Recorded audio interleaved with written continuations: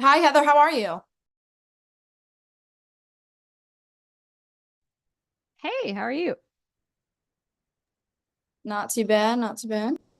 Um, so I'm in a midterm rental while I'm selling my house, so this is not the best look, but it is what it is. I think I the box is tiny, so I can't tell what baby toys and stuff you could see.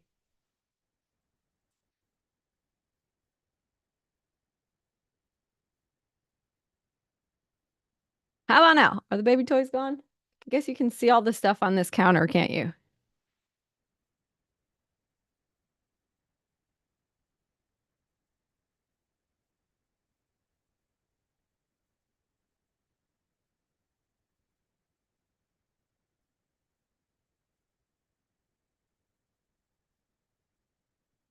Okay, how about now?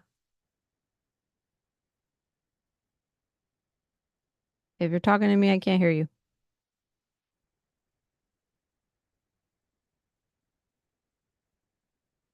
Hello?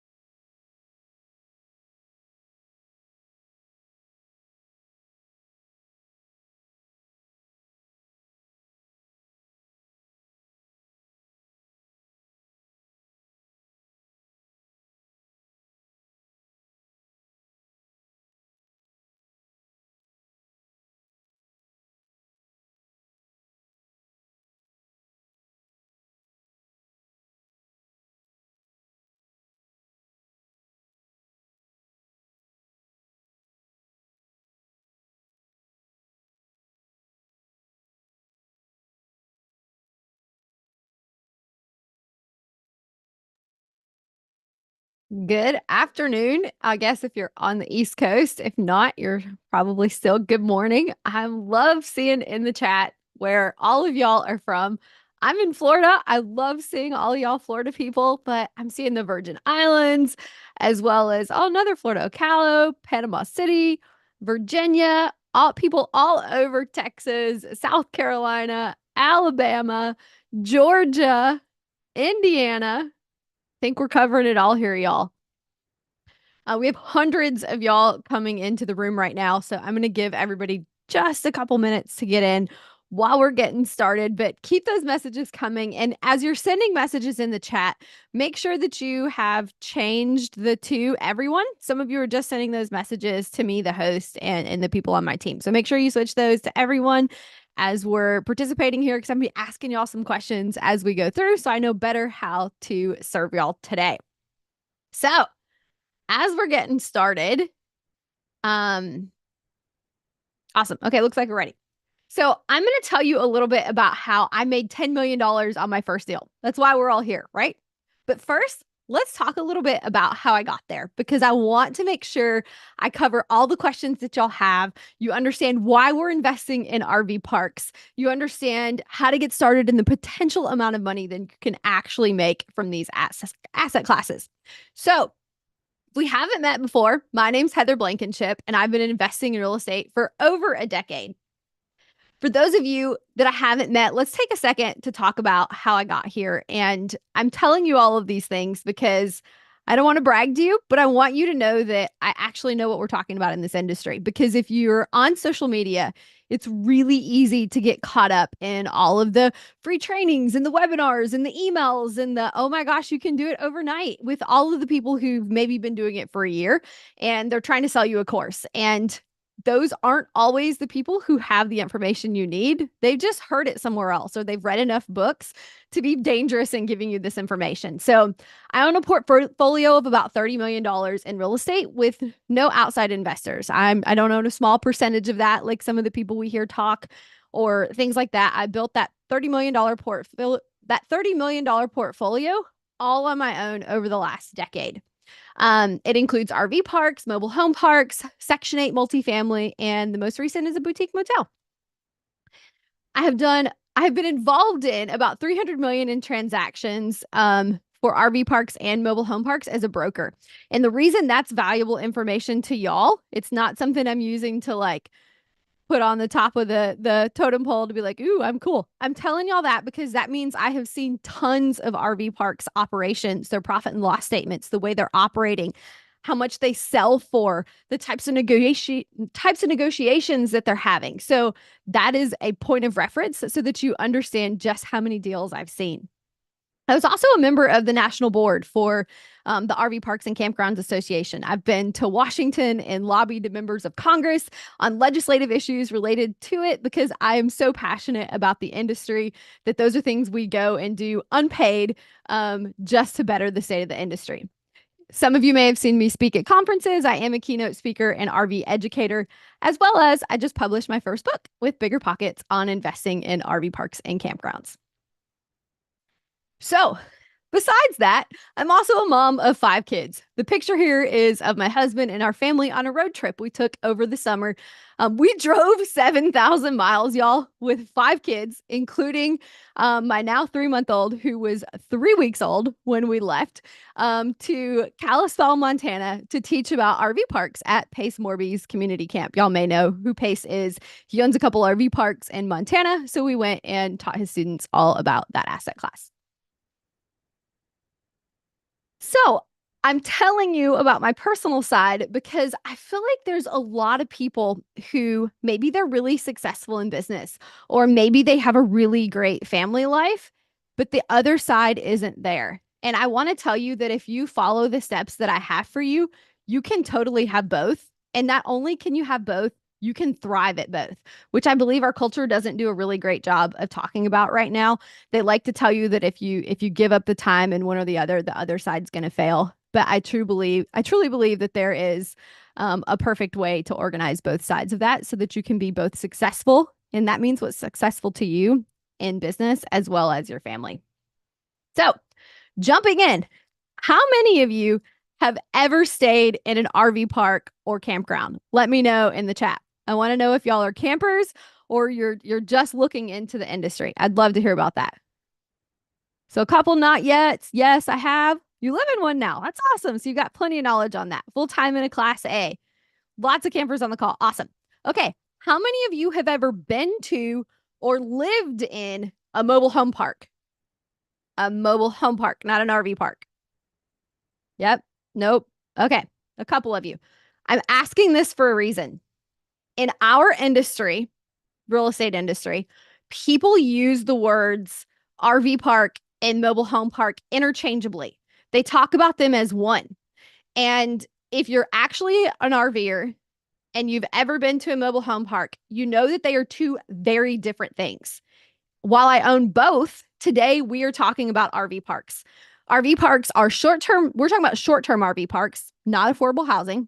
Those short-term RV parks, people have an average stay of 3 days, and it is a lot more active investment. It's very similar to operating a resort. We call it outdoor hospitality for a reason. A mobile home park, also a great investment, but totally different, is affordable housing. There's great ones, there's gross ones, just like there are with every other asset class. And they are also a great investment, but they are very different things. So I just want to get that clear from the beginning, different things.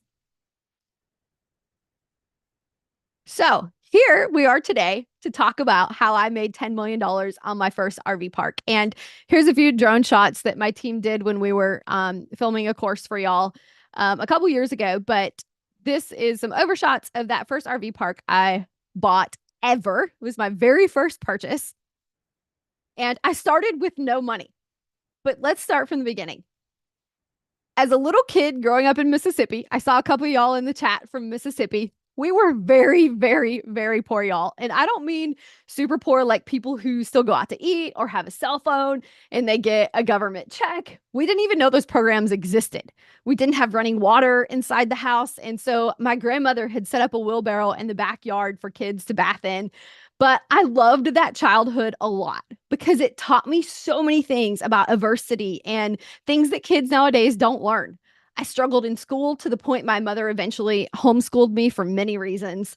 Later on, I went to college for supply chain management at Western Illinois University, and I got my first job at Enterprise Rent-A-Car. But by this time, I had moved to Tennessee. There, I met my ex-husband. I met him on the internet, which not everybody was doing back then, so it was a little different thing. And a couple of months later, we went to Vegas and got married. Him and I were inseparable. We were best friends.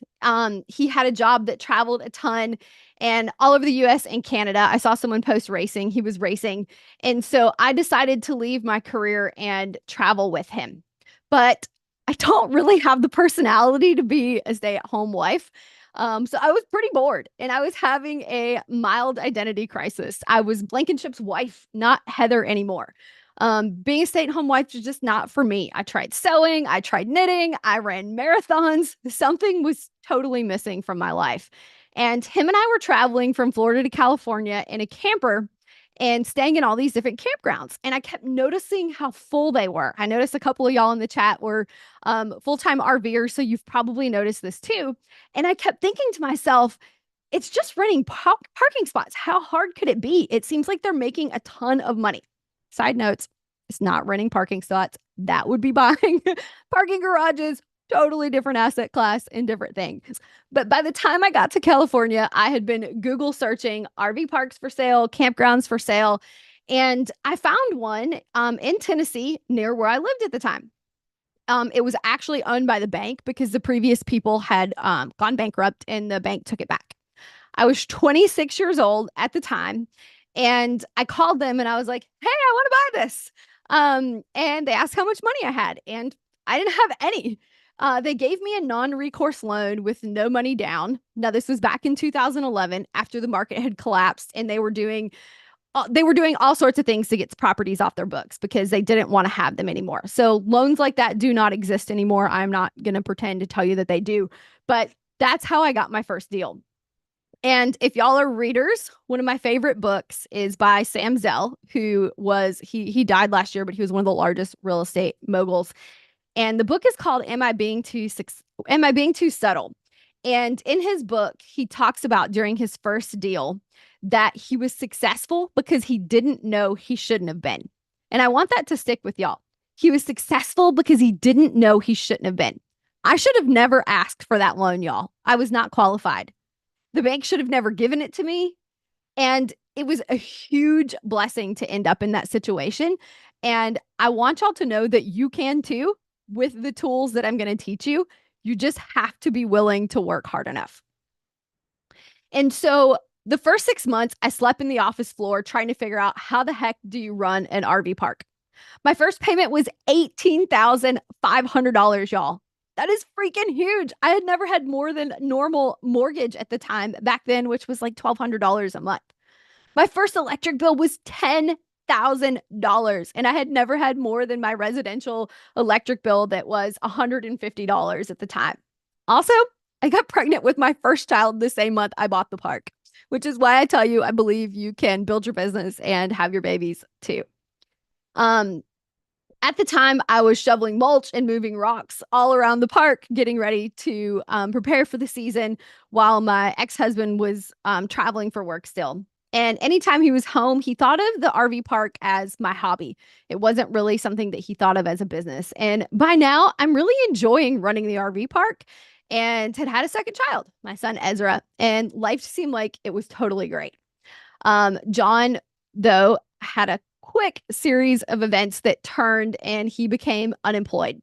So we decided he's going to work at the RV park with me, and my hobby has now become what supports our entire family.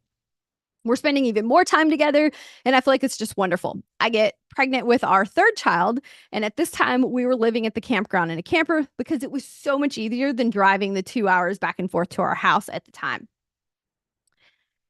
But at about 8 months pregnant, I found out that he was having an affair. And when I tell y'all that this is devastating, there aren't words strong enough to describe to you how upset and heartbroken I was. I remember praying and saying, God, this is supposed to be the one man who was good to me, the one man that wasn't supposed to be this way. It's December by now, and Ariana, my third child, was due in early February. I'm thinking, how the heck am I going to raise 3 kids under 5 on my own that I'm planning to homeschool and run a business? Because not only am I about to be a single mom with 100% custody, I live in a city. Actually, I live in a state with no family. My closest family was 900 miles away. I felt lost, confused, and alone. Have any of you ever felt that way? Let me know in the chat. Different life situations put us in these places that can ultimately become your victories. My first thought was that selling the business and moving in with my parents in Illinois would be my best choice. So I took the kids to visit them, and it was so freaking cold, y'all. And I hate cold weather. I pretty much refuse to wear a coat. um, the snow, I swear, was up to my waist, and it was like the freaking coldest December ever. I was like, heck no, I am not living in this cold weather in my parents' basement. I am going to figure it out. So I talked with my banker because my ex-husband owned 20% of the RV park at that time, and I definitely didn't want to be his business partner, and I thought I was going to have to sell. My banker said, Heather, you have a ton of equity in this property. Why don't you just refinance and buy him out? Not only could you buy him out, you could buy some other properties at the same time. Y'all, this was the freaking major light bulb moment for me. This is exactly how I learned to use equity and buy other properties. Even though I owned real estate, I had no idea that something like this was an option. Now we see social media and these kinds of things are all over the place, but that didn't happen 7 years ago. So I buy him out and I hire a park manager. So before we jump into the RV park that I'm going to tell you all about, let's talk about the 3 reasons why RV parks are an amazing investment. So, how many of you are currently real estate investors? Let me know in the chat. What asset class y'all primarily focus on? Tons of real estate investors in here. Awesome. Short-term rentals, starting up, flipping, single family home, multifamily, long-term rentals. all kinds of stuff. Okay. Long-term rental portfolio in Louisiana, tons of stuff. Okay. Lots of investors on the call. So when we hear about single family homes or even multifamilies, most people who teach on this, $100 to $200 per unit a month is considered a decent amount of cash flow in return when we're evaluating these properties. So let's think about how many of those would you need to replace your average salary? At $200 a month, it would take forever. I see Jason saying he would never touch a short-term rental with 100 to 200 a month. Totally agree. We're talking about single family homes here. So that brings me to our first reason that I love RV parks, because they have an incredible cash flow opportunity, even better than those short-term rentals, Jason. The appreciation and tax benefits are huge, and they're valued like commercial real estate instead of like single family homes, which your short-term rentals are also valued like. Even though you have good cash flow, you don't have the appreciation. So quick side note, for those of you who invest in single family homes, you may not be familiar with evaluating commercial real estate. Commercial real estate is valued on a cap rate, which means you take your net operating income and the cap rate that you're going to use, and that becomes your property value. We'll talk a little bit more about that, but just keep that in mind. So cap rates, you'll see from this chart here, have gotten really low and lower over the last 40 years when we're talking about apartments or industrial space or offices or retail. If you aren't familiar with cap rates, that's okay. Just remember it's the opposite of what you normally think about. The lower the cap rate is, the better for the seller, and the higher the cap rate is, the better for the buyer. It's the opposite of how we think about it. So keep that in mind while we're talking about this. So RV parks haven't been saturated by institutional buyers yet, like some of those other asset classes have. So you can still buy them at a really great value. If you notice on here, the majority of RV parks are selling between an 8 and a 12% cap rate. Those others, if you notice in the chart here, I'm pointing at my screen like y'all can see what I'm pointing at, but those cap rates are significantly lower. So that means for us as investors, it's way more expensive and we get less return on our money to buy those other asset classes. So you can still buy RV parks for a really great value. And from a cash flow standpoint, every dollar you add in value increases the value of your property, unlike a short-term rental that's still going to trade related to your price per square foot. So even if we go in the middle here and we say maybe the RV park sold for 10%, which a decent RV park would be much better than this. But just for the sake of numbers, for every $10,000 in additional income you make, the value of your property increases by $100,000. You cannot do that with residential properties or short-term rentals. So who thinks that real estate investing, what I saw a lot of you flipping, multifamily, short-term rentals, who thinks that real estate investing has become competitive and saturated? Glenda, I see you. Thomas, April, Renee. Yes, totally. Exactly. Okay. So here's some recent articles that are showing big institutions gobbling up single family homes, and it's so freaking competitive. Like most of y'all have seen these articles.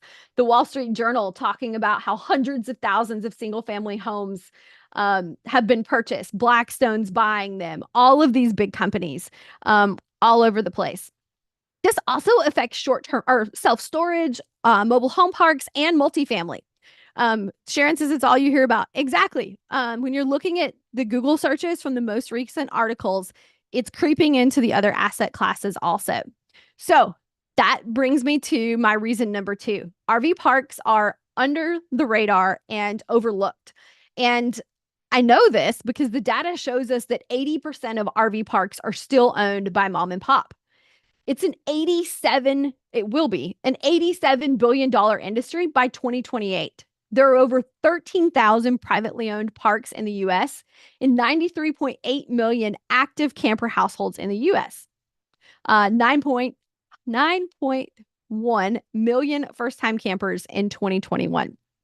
So I tell you all of this to show you how much opportunity there is in investing in RV parks. And like it says, the institutions and private lenders or private investors have not creeped into these. They've started to, don't get me wrong, but they have not quite gotten there yet. They're that 20% when we talked about 80% being owned by mom and pop. So, y'all, these numbers are freaking awesome. If you've never looked into this, there is a really great opportunity for you to build generational wealth. And reason number 3 always turns people away if they don't understand why. So, let me tell you it after I explain, along with something super exciting that's going to allow you to take advantage of all of these things. So, back to that first deal I was telling you about. These are my, so remember, this was 13 years ago and the tiny home craze hadn't started yet. That picture with the truck pulling the little cabin, those were the first things I used as tiny homes before they were this trendy thing that was happening. You can see me, even though I bought an existing park, it needed a ton of work. So you can see all of the development I had going on there. It was a $3.2 million purchase price with no money down. There were 100 people there, y'all, living there that I had to evict, which is a whole nother story we can talk about some other time. And I spent that first 6 months learning how to run the park, being really aggressive with the expansion strategy, and the remodel and all the different things that we were doing. The expansion continues. You can see the different things that I was working on in the park. But one of the most important things to tell you about running an RV park that is different than your traditional real estate investments is that your streams of revenue are endless. The potential for how much money that you can make here is freaking amazing. So, we're going to start talking about those different streams of revenue because on this first RV park I bought, there were more than 10 income streams. So, first, which is your totally obvious one, you get income from the sites that you have, right? There are campers coming in, they're hooking up to the sites, and you're providing them with utilities. That part of that property brings in $1.25 million per year. Next, I put in some glamping tents, and I did this before glamping tents were cool. And there's a lot better options now than what's in the photos, and I will upgrade to those in the next couple years as these kind of phase out and are ready to be replaced. But I put these sites in, these glamping tents in, and they bring in $165,000 a year right now. Next, I have rental campers, which now you see those on Airbnb and places like that. But those weren't originally there, and it wasn't a thing back then. But if y'all remember that ex-husband that was having an affair earlier in the story, we had a camper that was at the RV park that we stayed in when we would come back and forth from our house that was an hour away in order to operate the property. And when I found out he was having this affair, him and her were living in the camper. So I obviously didn't want that camper anymore. So I decided, okay, I'm going to put this camper on Facebook because that was like the most used social media at the time. And I'm going to do a video tour of it, and then we're going to rent it out by the night. Like, it wasn't something that other people were doing back then. And it totally took off. My rental campers take in over $150,000 per year now. Also, you've probably seen the pictures of the tiny homes that I have in place now. Those are taken in about Nisha says, what a blessing, he messed up. Amen. So those tiny homes are taking in $600,000 per year.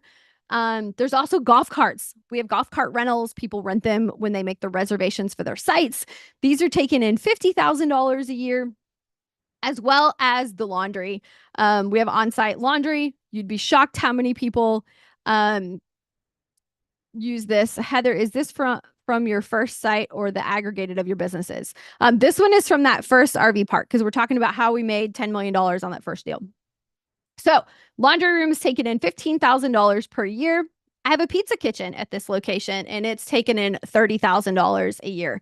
A lot of properties take in a whole lot more in food services, but this property is in the middle of a tourist town. So there's so many other options. We don't take in quite as much in food services as some other properties do. The camp store here alone, which is where people go to buy souvenirs, the things that they've forgotten related to their campers, like a sewer hose or a water hose, things like that, toys for their kids, brings in $250,000 a year. This property does not have water rentals, but I'm pointing that out because it is a huge upside to some campgrounds. as well as milk and cookies. Milk and cookies is when you have maybe a character. If anybody's been to Disney, you know that you can have characters come and like bring the kids a treat or whatever it may be. We do this with a bear costume. And you'd be shocked what people pay for their kids to get a private visit to that lasts about 10 minutes to their site. They get their milk and cookies at night for a tuck-in and they move on. So, anybody guess what this park brings in per year? Were y'all keeping track? $2.5 million a year is what that original RV park brings in. It has a 50% expense ratio, which is pretty standard for our industry for short-term parks. And that brings that original $3.2 million RV park to a $13 million valuation. Now, this one took me 13 years to build, and I made so many costly mistakes along the way. I wasted so much time, which is why one of my passions now is helping others invest in real estate or in RV parks, because there were not options along the way. There weren't places to learn to invest in these. And even now, if you search, there aren't a lot of people teaching you about how to invest in RV parks. So if anyone's keeping track, you might be wondering what was the number 3 reason for investing in RV parks. The reason is it's a high barrier to entry. So if you aren't familiar with commercial real estate, maybe you don't hear this term very often, but high barrier to entry means that it's really tough to get into. And the reason I say this is because all of the information we've just talked about isn't easy to find. There isn't a Price Labs or an Air DNA that you can just go search and find out, what the occupancy is, what the rate is. It takes some work. They aren't as easy to find. There's as something like a single family home. It's not as easy to get into. So that makes it really lucrative for you if you take the time to stop and figure it out, which doesn't actually take that long. You just need the right information. People think it's difficult to start when in reality, traditional real estate investing is just as difficult because real estate education is oftentimes outdated and repetitive. What used to work doesn't work now. Our market has changed. The game has changed and has become more and more competitive, like we saw in those real estate articles. Has anyone read this book? I'm an avid reader, y'all. So I'm always talking about different books that I've read. If you haven't read it, 10X is easier than 2X is one of my favorite books. Zach saying it's the best book. Yes, I freaking love it. So if you haven't read it, the concept is that it's easier to 10X your income than 2X because there are a million ways to double your income, but there are very, very few ways to 10X your income. So you're going to have to come up with that way and then work diligently on that. And this is what RV parks are. It's go big or go home, y'all. One RV park can literally change your life. So RV parks don't care about your experience level. You heard that from how I got started.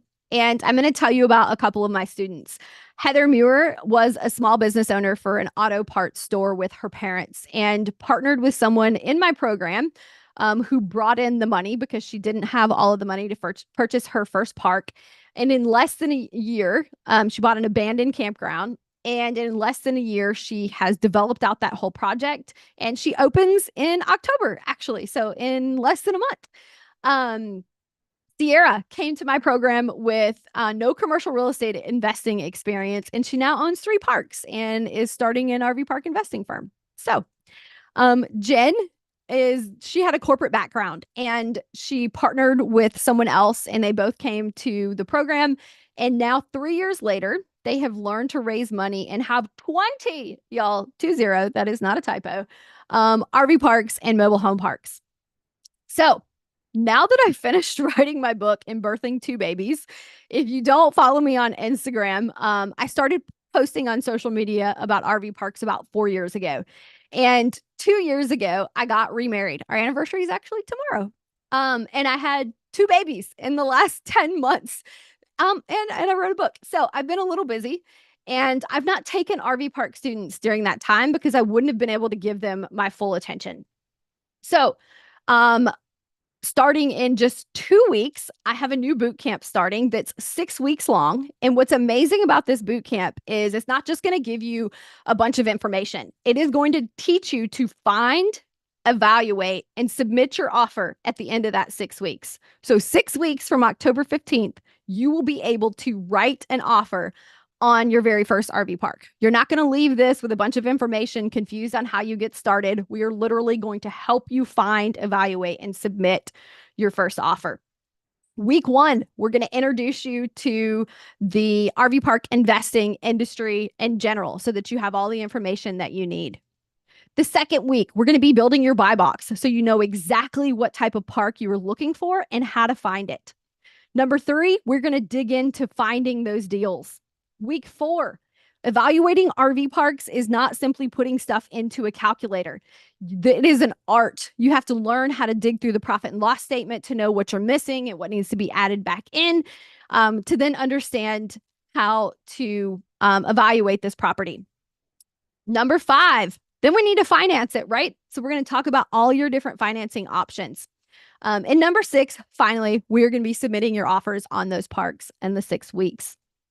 Not only are you going to get access to me, you're going to have access to the network that I have built over the last 13 years. So it's going to be me and industry experts. I actually have the lineup on my paper in front of me where I've been getting the commitments.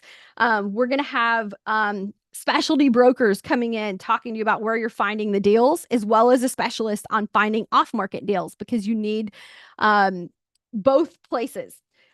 Next up, we're having an expert underwriter who does nothing with their whole time except for underwrite RV parks, coming in to help teach how to do underwriting for RV parks.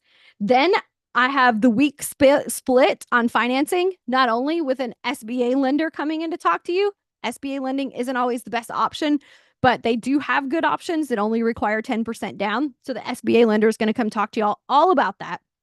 And then for those of you who don't quite have your 10% or you want to buy more and you don't have enough to keep growing, I have a specialist coming in to talk to you about raising private money and how you can add that into your investments. So I have lined up the 6 weeks with 1 call a week from me and 1 from an expert related to a topic that we need the skill to continue on to be able to write that first offer.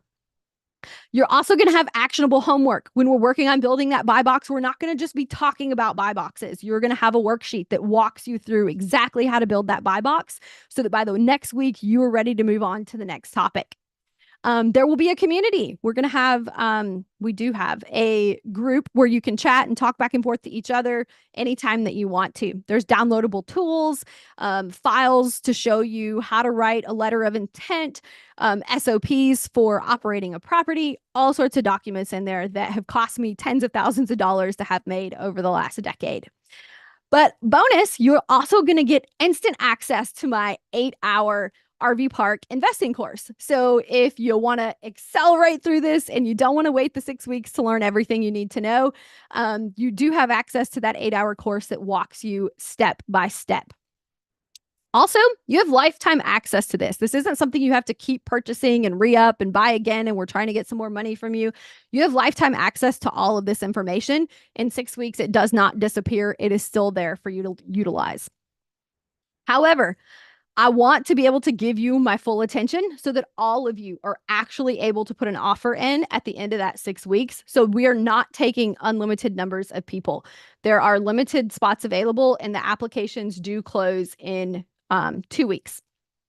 For those of you who are thinking, but I don't have enough money to invest in RV parks, I saw some of you asking in the chat, how much money do I need? Seller financing is not uncommon in this industry. I told you we're going to have those SBA lenders coming to talk to you about how to utilize SBA loans mixed with raising private money.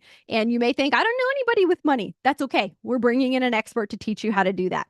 Also, as you saw in my sheet about some of the other students that I've had, we have tons of people that partner together to be able to be equity partners. I saw somebody put in the chat, RV parks are super active. That's true, which is why I'm going to teach you in the course how to manage your team. I live hundreds of miles away from my RV parks now and manage them from a distance. You can also partner with somebody, and somebody's that operations partner and somebody is a management partner. But we want action takers for this course, for like people who are actually going to put an offer in. Like if you're just thinking about it, or, maybe it's something that you want to do, you probably shouldn't apply. We want people who are actually going to do this, which is why we have an application process. You will gain the full confidence to find, evaluate, and submit your offer at the end of 6 weeks. So don't feel like you're not going to have the information that you need. And for the next 25 people that enroll, because we're only taking 50 people total, you get a bonus. I'm going to be doing an additional private group coaching session with that group of 25 people so that it's a smaller section and help y'all write those offers. So if you want to join, make sure you sign up by this Friday. You get $500 off if you sign up by Friday, as well as that additional coaching session, which is worth way more than the $500 because that is what's going to get you that offer in the first 6 weeks. Do not miss out on this, y'all. This is not something that you can sign up for anytime. We're running it for 6 weeks, and I don't know when we'll have another one. Because like I said, I am a mom of 5 and don't always have time to do something like this. So now is the time if you're interested. The boot camp starts October 15th. Just to recap, there will be live calls with me and those industry experts. There will be weekly homework. You will have the RV park community, the downloadable files, which cost way more than this program cost, as well as the bonus 8-hour course and that private group coaching call if you sign up and join by Friday and get that $500 off. So there is a QR code on the screen that you can scan. My team has also put a link in the chat. So I've got just a couple minutes left for y'all. So I'm going to go through and answer some of the questions I've seen coming in over the last 40 minutes. So I see, is it Candy? Candy's question saying, I've noticed most RV parks have an on-site manager that lives full-time in their RV. That's true. Kind of like a hotel. People need help sometimes in the middle of the night. So sometimes your staff lives on site. And that can be you if you wanting to become an operator, or if you're building up your business, or you can hire a manager for that. I actually usually have a manager and an assistant manager so that they can trade nights and not everyone's on call every night. And in reality, we get maybe, I don't know, 2 or 3 calls a week in the middle of the night. Someone's locked themselves out of something. They've tripped a breaker, whatever it is. So sometimes people live full times in their campers. Sometimes there's a house on site, depending on the property. Sometimes there's an apartment over the office. But we cover all of those operational questions in the course that you're going to get. It's not in the 6 weeks because that 6 weeks, we are intensely focused on getting you your first deal. So the course covers all those operations things for you. Do you teach how to hire the right people? Yes, Glenda, this is a huge part of it. That is in that 8-hour course for you. I've even got some job descriptions in those documents for you to help you find your park manager and your maintenance manager, because those are 2 of your key people. Is it an instructor-led course? How many percentage for down payment and expected for an RV park? So it is an instructor. I don't know what you mean by instructor-led course. I will be live teaching you once a week, as well as I will be on with an industry expert with us teaching you the second class for the week, as well as you have the recorded course that we talked about. So I think it's both for what you're asking. What percentage down payment is expected for RV parks? It really depends on the deal. I've seen owner finance deals with no money down. I have seen bank loans that want 30% down. I've seen SBA loans that want 10% down. It really depends on the type of lending that you get and the type of property that you buy. Jacqueline says, I was recently told that SBA doesn't finance RV parks. Is this true? That is not true. That is 100% not true. I have quite a few students who've gone through the SBA process, even recently. If you don't know, I have a women's mastermind also, and a lot of those girls invest in RV parks. They've gone through the SBA financing recently. That is definitely not a true statement. How do you apply for the course? Zach, there is a QR code on the screen and a link for you also. Will the information be applicable if you're planning on building one? Yes, I even have an expert coming in to talk to y'all on campground development. That way, if you're buying land to develop, you will have an entire session that talks about specializing in development or rehabbing if you're buying an older park. So, Barb's asking if you can join with a partner. It does allow for you and your business partner or you and your spouse, however you're doing that, to be in the program together. Yay, Kristen! I met you in person yesterday. Yay! I was at Disney yesterday with my kids, y'all, and this girl stopped me and she was like, "Hey, I follow you." It was so nice to meet you. I love getting to see y'all in real life. It makes it so much better to feel like we're not here alone doing this.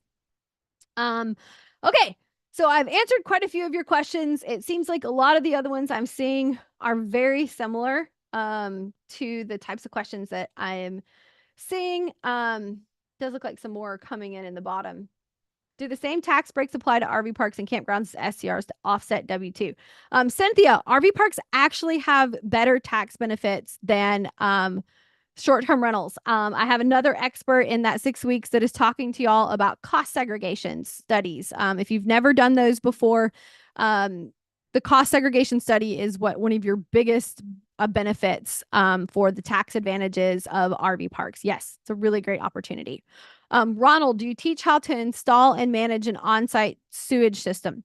Ronald, I do not teach a specific session on the sewage system. I do talk to you about all of the options available and how you figure out which one is best for you.